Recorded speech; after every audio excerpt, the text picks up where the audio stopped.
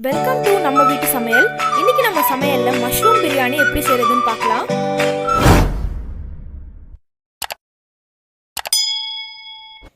தேவையான பொருட்கள்: ஒரு பாக்கெட் மஷ்ரூம் எடுத்து நல்லா க்ளீன் பண்ணி வச்சிருக்கேன், 3 பொடியா நறுக்கின தக்காளி, 4 வெங்காயம், கொஞ்சமா புதினா, 1 table spoon biryani masala, 1 table spoon chilli powder, 4 பச்சை மிளகா, அப்புறம் பட்டை, லவங்கம், சோம்பு, ஸ்டார் பூ இது எல்லாமே எடுத்திருக்கேன், 3 டேபிள் ஸ்பூன் தயிர், தேவையான அளவு உப்பு, கொஞ்சமா லெமன் ஜூஸ், 1/4 டேபிள் ஸ்பூன் மஞ்சள் தூள், 2 டேபிள் ஸ்பூன் இஞ்சி பூண்டு விழுது, 1/2 கிலோ பாஸ்மதி ரைஸ் நல்லா தண்ணியில் ஊற வச்சிருக்கேன் 1/2 ஹவருக்கு. இப்போ குக்கரில் ஆயில் ஊற்றிடலாம்.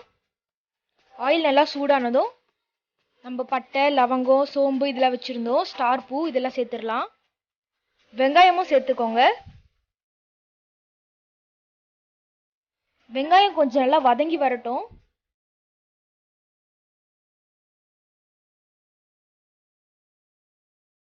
இப்போ கொஞ்சம் நல்லா வதங்கிடுச்சு. இந்த ஸ்டேஜில் தக்காளி சேர்த்துடலாம்.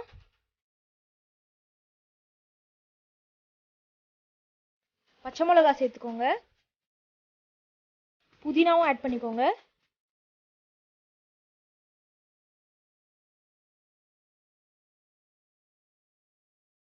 இஞ்சி பூண்டு விழுது சேர்த்துக்கலாம். இஞ்சி பூண்டு விழுது போட்ட உடனே ரொம்ப கருக ஆரம்பிக்கும், அதனால ஸ்டவ்வை கொஞ்சம் சிம்லேயே வச்சுக்கோங்க, இல்லைன்னா அடி பிடிச்சிடும். இப்போ பாருங்க, நல்லா எல்லாமே நம்ம போட்ட எல்லாமே நல்லா வதங்கி வந்துருச்சு. இப்போ தயிர் சேர்த்துடலாம்.